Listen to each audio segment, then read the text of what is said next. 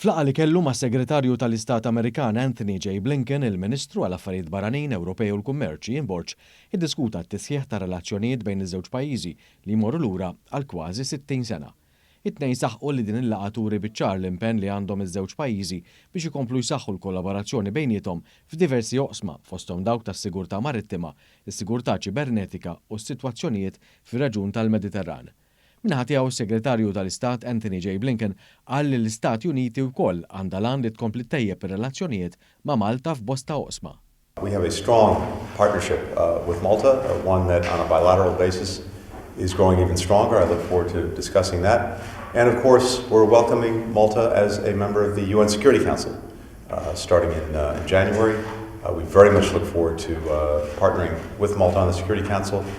Virtually all of the critical issues that we have to contend with are going through the Council, so I look forward to our collaboration there and to talking about that. But mostly, welcome. It's great to have you here.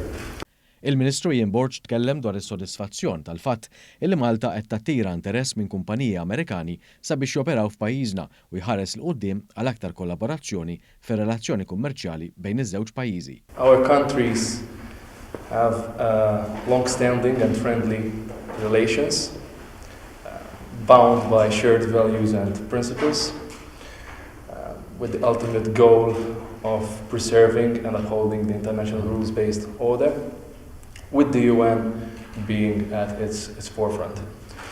We take the opportunity of today's constructive discussions to take our ties to a higher level.